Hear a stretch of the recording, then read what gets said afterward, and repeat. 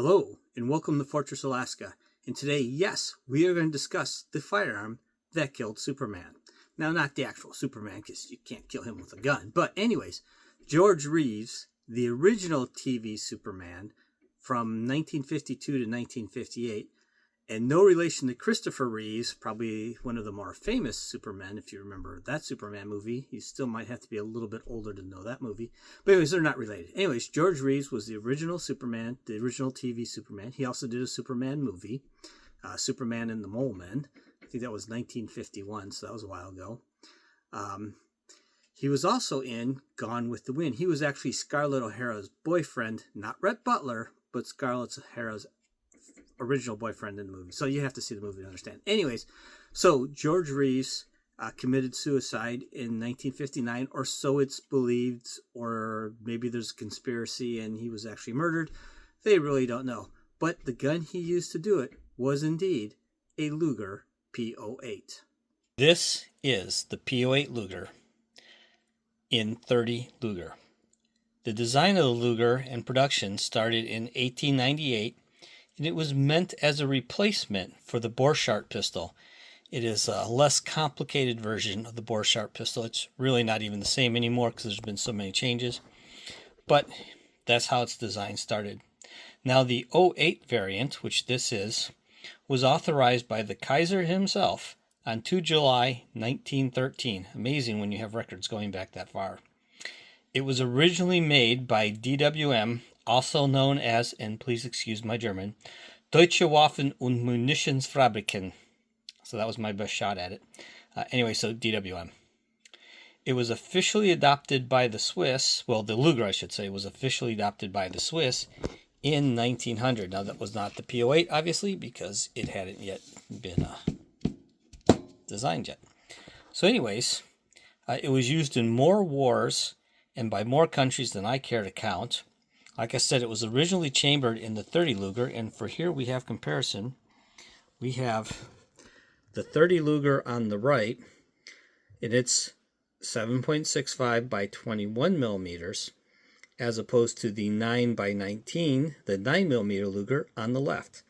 So you can see there's a direct heritage there. And the interesting thing is the magazines are interchangeable. You can use 9 millimeter or .30 Luger in the same magazine, just like 40 Smith & Wesson and 357 SIG. So the magazines are universal between them. The only real difference is actually the barrel. Everything else is the same. Springs, everything. So the original loading for the .30 Luger would have been a 93 grain bullet at 1,200 feet per second for about 300 foot-pounds of energy. And the 9 by 19, generally today we see 124 grain at 1,150 feet per second for about 364 foot-pounds of energy. Not really a lot of difference, and on the receiving end you're not going to notice it. Now, the thing I find funny is I've heard so many people say, you know, what they really need is an all-metal striker-fired gun. Well, here it is, all-metal striker-fired gun. Been around for a very long time. Granted, they're very expensive to make, and would not be your premium carry pistol by today's standards. But striker fire and all-metal striker fire is not new and has been around for quite some time. Let's just take a close-up look at this beauty here. As you can see there are its proof marks, and its country of origin, Germany. This was made for export.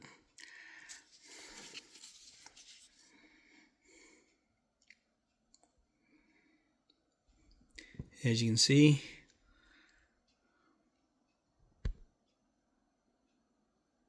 the crown end, proof mark, the barrel with a dovetail front sight, fixed rear sight,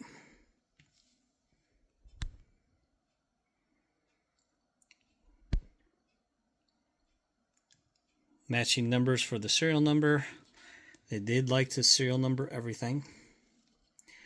It is made to take a stock. As you can see, it's cut to have a stock put on it, should you have that stock. Now you can see the straw finish on certain parts, like the trigger, the backside of the magazine release, and other parts have that nice straw finish, including the safety.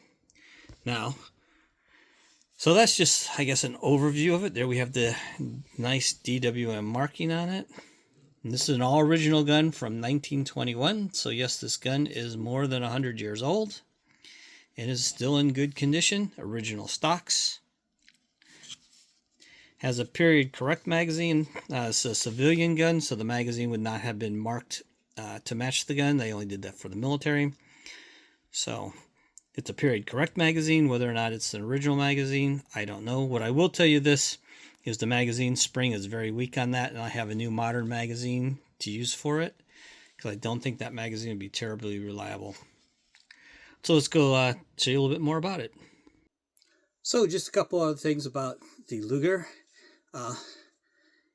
So I know people seem to think European mag release are something different, or they're on the heel always. Well, remember, this is a P08 Luger, so it's over 100 years old. The Europeans put magazine releases up by the trigger guard before the 1911. So, and as you can see, this is the original magazine. It's not in the best shape, and like I said, the Fowler spring is weak at best, but it is 103 years old, thereabouts. The other thing, if you're not familiar with the Luger, the way you cock it is you squeeze the toggle. It's a toggle lock system, and this isn't easy to do on camera, but so you just pull it back and release it. Of course, the magazine will hold it back.